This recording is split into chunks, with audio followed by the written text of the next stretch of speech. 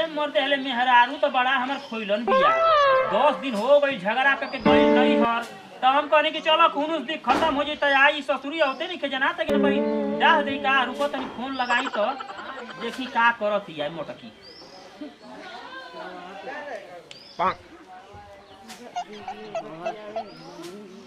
Hello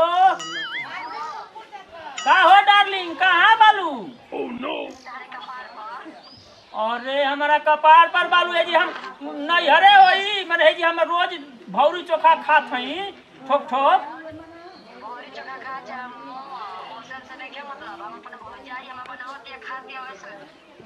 तो मने भम से मतलब नहीं के मरद से कोनो मतलब ना है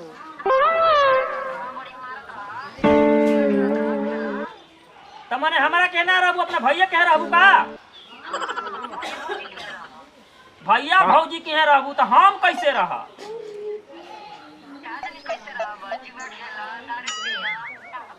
अरे मोटा कोई आवा नहीं तो जी मोटैया पचक जाई हाँ ए जी खा के जौन दिन भर बना खा के सूत के जौन हेंगा भइल हो ना जी भौजैया खटा के तोहर हाड़ के तैती मढ़ा दे भतीजा खेलैबू तो अपन कब खेलैबू वैसे रहबू तो अरे तो तोहर बाबू 5 बेरी गोड़ पर गिर के बियाह कहे के कैला जब आप भतीजे खेलावे के रहे तो के तो बिना सुघरे का 5 बेरी पाव पूजले हम तोहर बाबू आ गोड़ धो के पियले हम हमार काहे कि नहीं माना कर देलू अरे तू जल्दी आ हमर दुर्दशा होता जी पकावत खात हमर हालत खराब बटे अरे डार्लिंग अब ना झगड़ा करब काम पकड़ तनी अब ना झगड़ा करब आवा अरे नहीं चल आवा देख दोनों कान पकड़त है वीडियो कॉल करके देख लिए देख दोनों कान पकड़त है तोरा पर कान पकड़ के भेज तू वीडियो बना के भेज दोनों कान पकड़ अब ना मार आ ना गाड़ी देई करे तू दूसरा से पटल है कारे नहीं हेरो में की जाके ओजे बाली एकर मतलब कौन में हेरो अपन मरद छोड़ के झगड़ा करके जाई त ओजे रही अरे की बार फोनवा रखतानो के होई का रे ओ इधर तक फोनवा काट दे हलो ये मत त बड़ा डाह दे हलो से मेहरारू अरे मत त बड़ा दिक्कत हो गई इसे तनी से झगड़ा का कथन मेहरारू जी चल गेल हमके जनता की बीच में मेहरारू को हो जाएगी परी आई जाड़ा पाला में कुल धान तान की सबके पिटात कटात हमरो इधर परल भाई बदारी पुनी घेर ले बा अब मेहरारू भी कि आवे का नावे नहीं खेले तब का करी जना त गोड़ पर गिरे परी का ये मोटे मेहरारूआ का जाके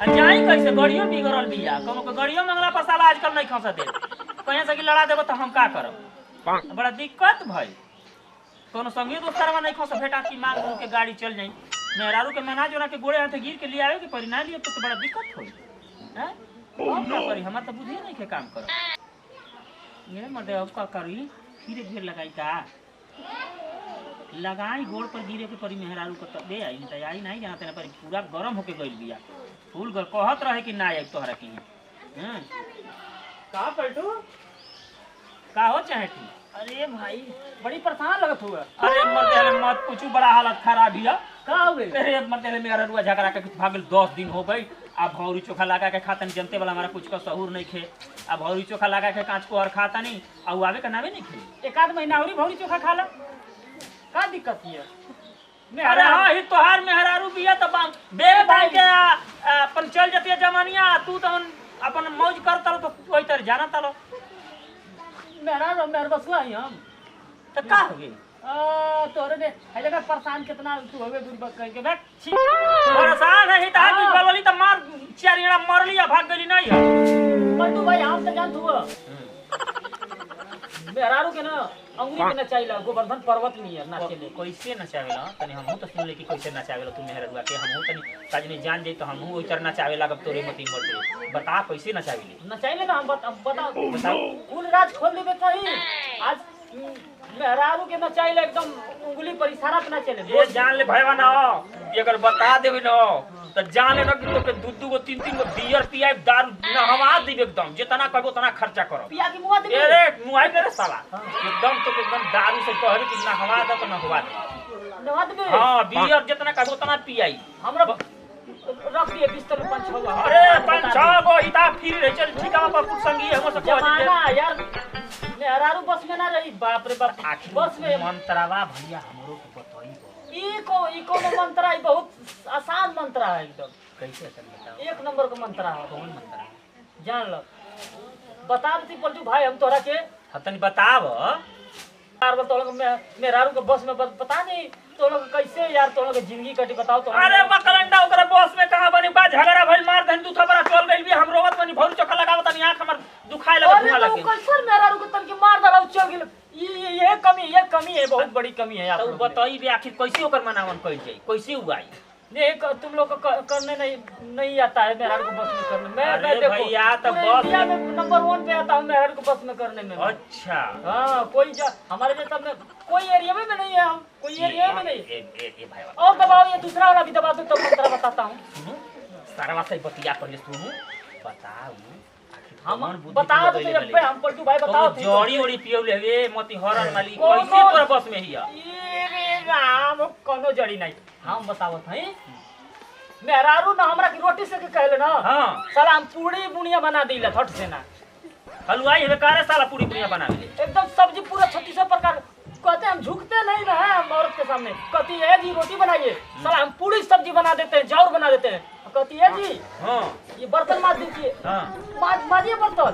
तो बर्तन क्या, मैं तो पूरा सफाई कर देता हूँ, पूरा बर्तन सजा देता हूँ। झाड़ बाहर रखना को ना कुल साफ कर दे। मैं पूरा साफ। कहती है कपड़ा खींचने के लिए ना। हां अरे भाई हम क्या बताएं, वो कपड़ा खींचने के लिए कहती है, साला हम पूरा प्रेस करके रख देते हैं। बताओ कहाँ झुकते हैं। अरे मोरे साला तो बड़ा तू सोनइल मरद वाली रे।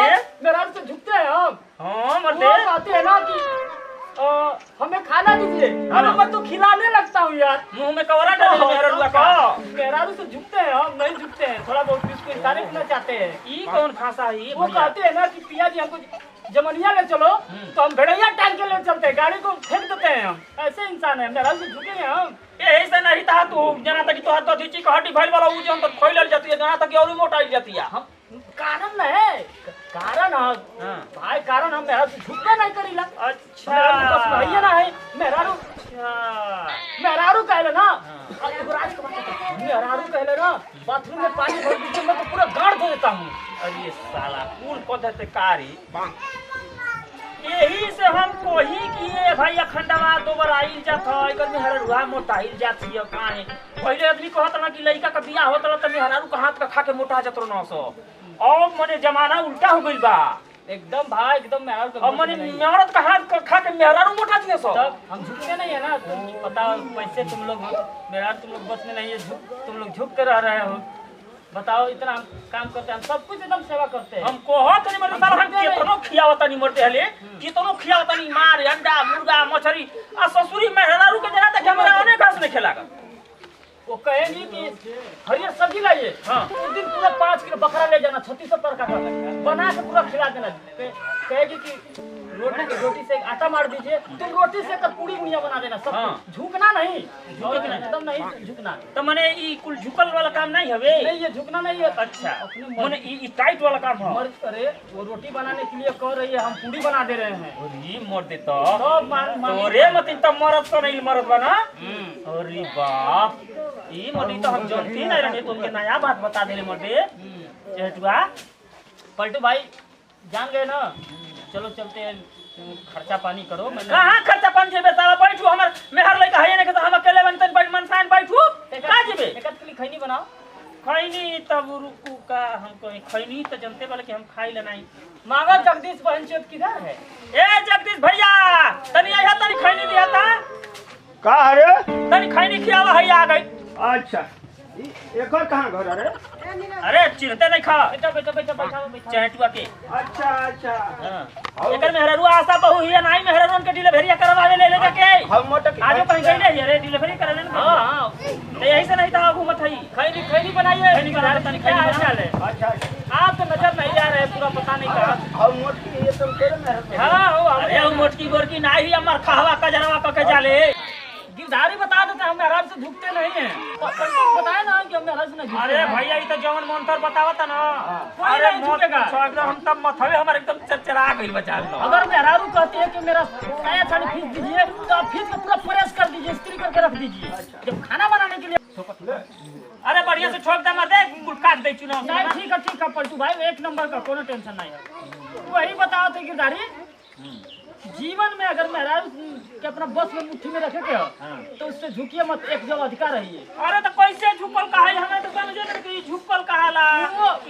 वो भैंस गोरू बांधने के लिए कहती है कि तुम पूरा गोबर पास दो, पूरा चिपरी पास दो। हाँ अरे तो साला गंवा देते नहीं कुछ दूसरा आदमी ने कहला रे जी तू करे तो ये कोई बड़ी बात नहीं है, बता रहा हूं नहीं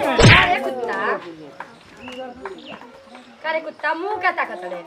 अरे मुगा तो के लाज शर्म बा कि ना, कब्बे के हम सवेरा ही के एक सवेरे के गोल बनी डिलीवरी लेते ओने बच्चा वाला अभी के तो हम आवत हनी आ देखत हनी कि घर जोर सब घर बासन अभी नहीं के भइल।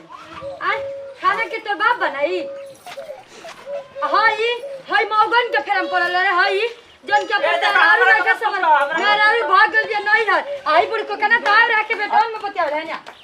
अरे तू नहीं अपना मर्दा के डटा कहां तक ले जाए कि नो। हां हम कुल महाराज हम कुल कर दे दीजिए, हम कुल करके आगे टेंशन मतलब का है झुकता ना, हम कहते हैं मेहरारू सब झुकते नहीं। अरे साला मेहर माऊंगा होई। अरे ई मौगा के काम करत अरे बताओ है भरम समाज में मेहरारू हमनी के सामने आके मार एक मारतिया जोर साला अरे जा जा खत्म बारे जो अरे हम सब कर देंगे। अरे सर हमने के बखती है रे कमाई करत रहा। यार सरवाई बखा अभी के कहने खाना बना लो। तोरो ले गई गुजरल मारे झुकते नहीं औरत से। अरे जा ये सार खत्म वाला ये देख दो तोरो ले गई चप्पल ले ले चलो पकड़ो ए मोबाइल धरो। बाप रे बाप सवेरे एकदम दिमाग खराब हो डिलीवरी करा के आई दिया जो पका चुप रह जा अपन मेरा नहीं के समझा हमरो मर्द कर बिगाड़ दियो सन एकदम से चला ना तो तोरो झारत नहीं बीमारी बरा भला ऊ पतराई जा था हैं अरे तोरो ले गई गुजरल बारे अब हम अपन बुद्धि दूसरा लगाए तू परेशान मत हो। हम मेहरारू को बस में करे के जाना था तरीका। अरे मरे जगदीश भैया ई सरवा को होत रहल कि हम एकदम मेहरारू जोर सारा चहटुआ जो सरवा एकदम नंबर 1 हम कहता कि विश्व में नंबर 1 मेहर मौगा बा लेथर फेथर एकदम। हई बताओ मेहरारू इतना समाज में हमनी के मेहरारू बोल दिया तो हम मार ला तन पसारा दी मार के खपस ना देबे के ए मत छोड़ साला मौगा बा ओके अपना समाज तोरो ले में गई गुजरल ओके सरवा के पूजा कर दो आज के बाद वो अपना के बैठे जो नहीं कर द्वार पर बैठो ना देजियो ना ना सरवा के में भाग साला मेहर मौगा ना एकरा चलते तो मर्दन का साने खत्म हो